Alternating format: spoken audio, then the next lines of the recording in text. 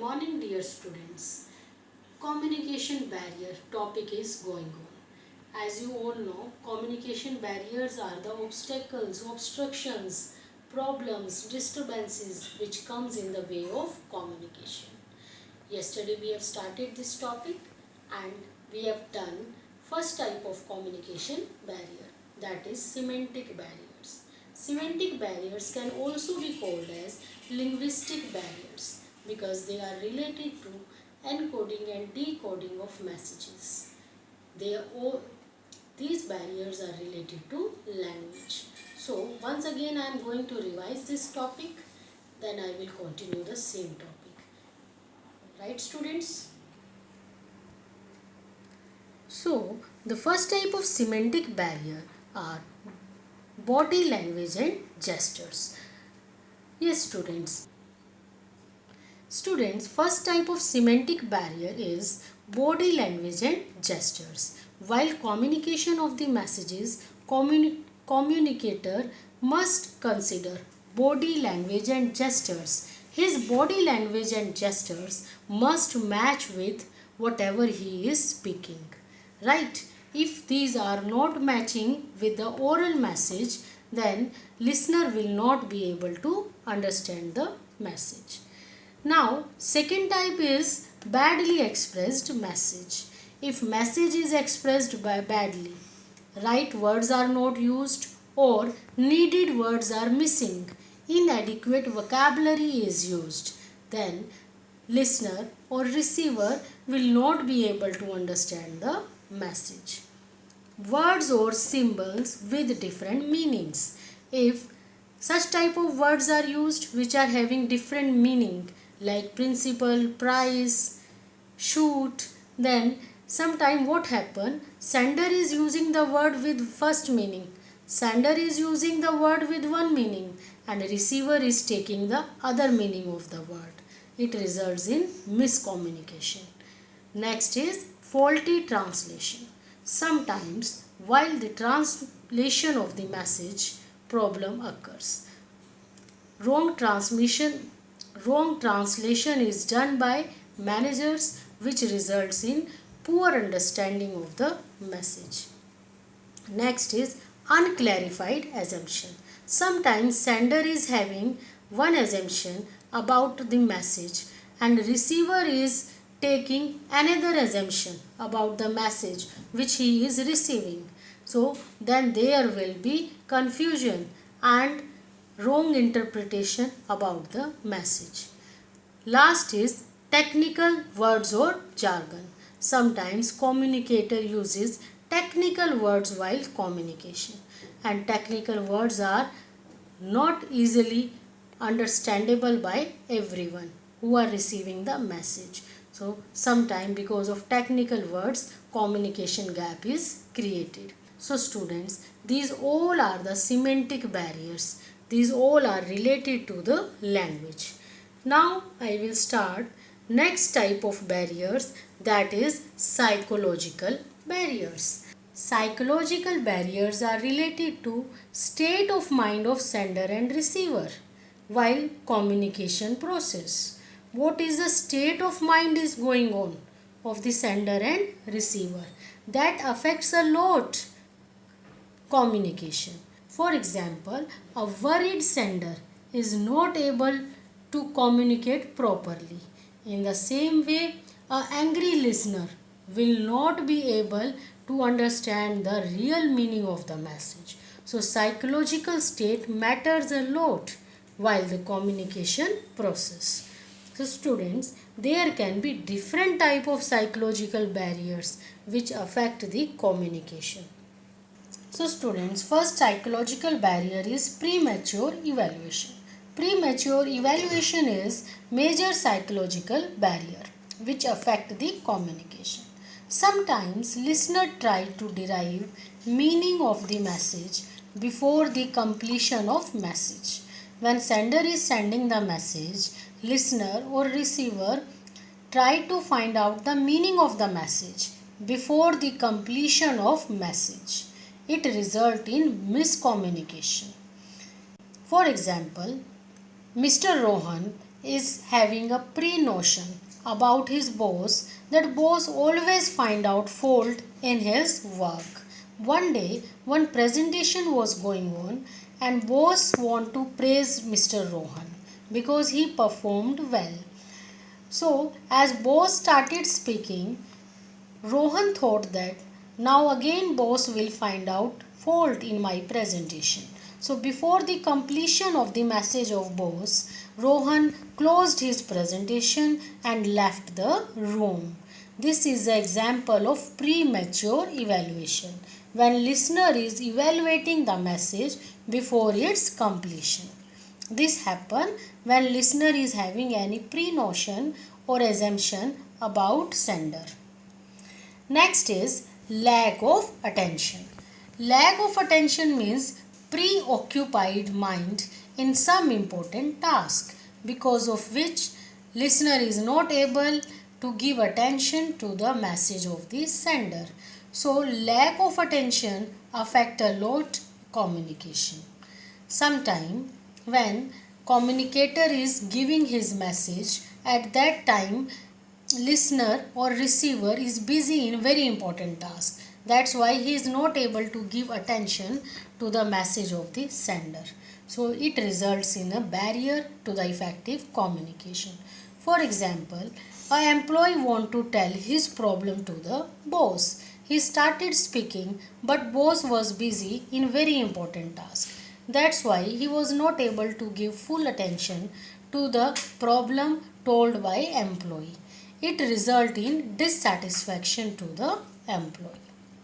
Students, lack of attention occurs because of some reasons. Now I will discuss with you such reasons. First is preoccupied mind of receiver. Sometimes receiver is busy in very important task. Receiver consider the message uninteresting. If receiver is considering the message uninteresting, then also he will not be able to give his attention to the message. Receiver's immersion in his own thoughts or extreme emotions. If receiver is immersed in his own thoughts or in his own emotions, like he is in depression, at that situation also he will not be able to give his attention to the sender's message. So these are the reasons which result in lack of attention. Now third is loss by transmission or poor retention. So firstly I will discuss loss by transmission. When an oral message passes through various levels, it results in loss of message because of many levels, or message get changed because of the presence of many levels and message is in oral form. Second, next is poor retention. Sometimes when receiver is finding that message is not interesting, then it results in poor retention, and because of poor retention there is failure in communication. For example, boss has told his secretary to inform all the departmental heads about the meeting in the conference hall at 10 a.m.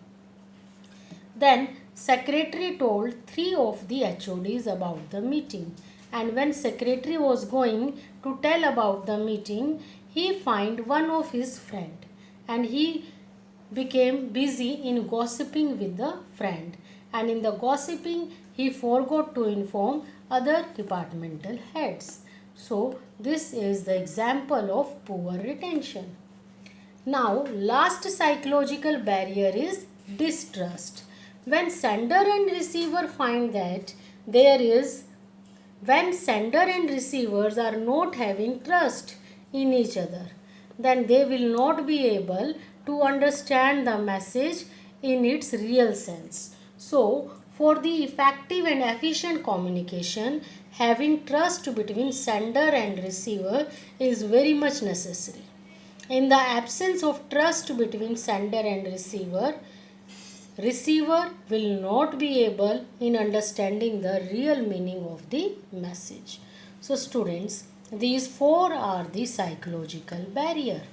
First I discussed with you premature evaluation, evaluating the message before its completion.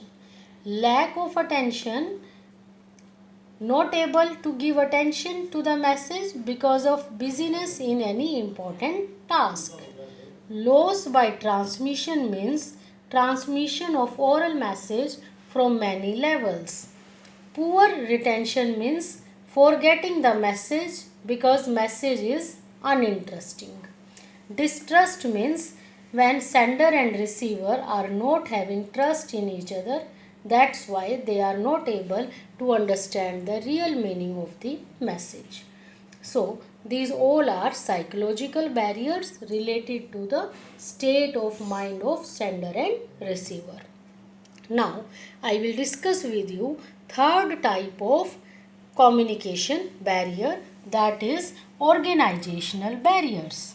Organizational barriers are such barriers which are related to organization structure, authority, responsibility, relationship, rules and regulations.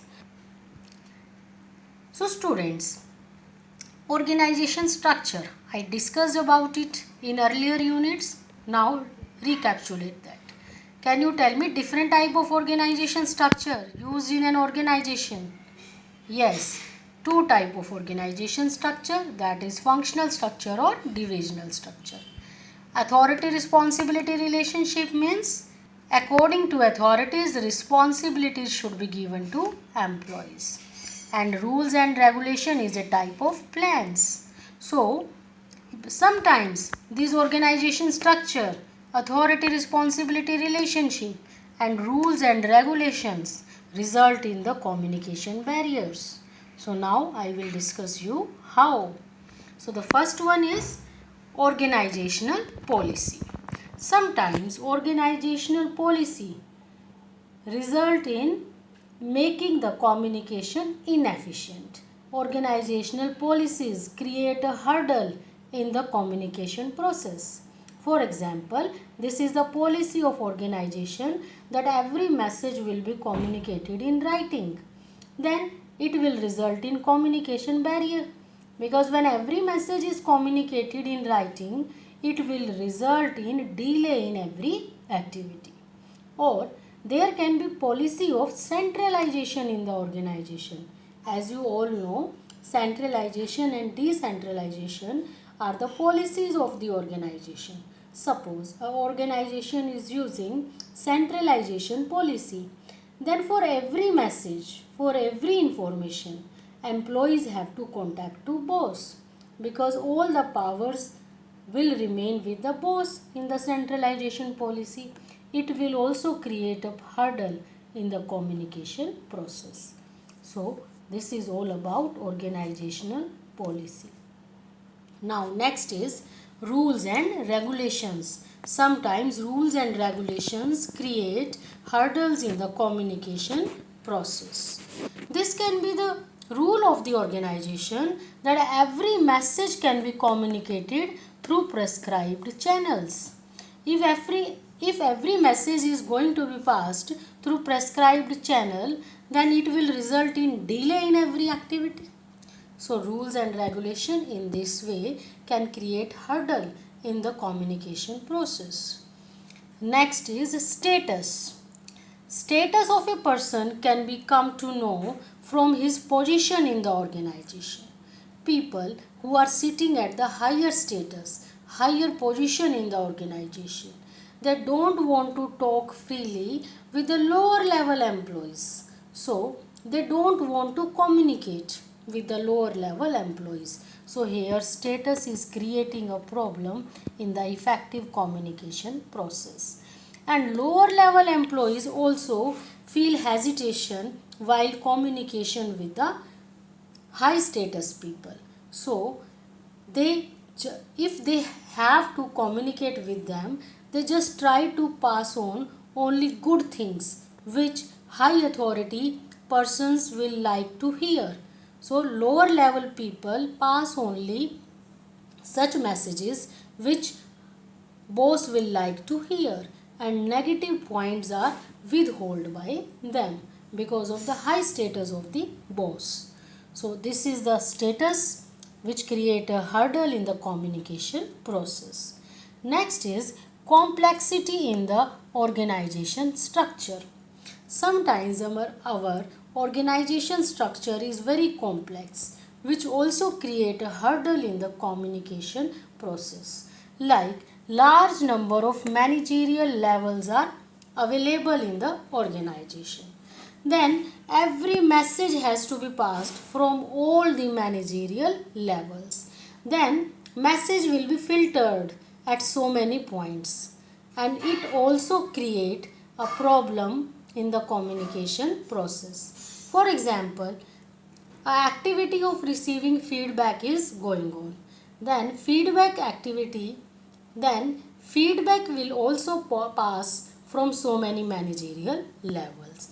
Then negative points can be filtered by managers in the way, and only positive feedback can be sent to the high officials. So complexity in the organization structure can also create a problem in the communication.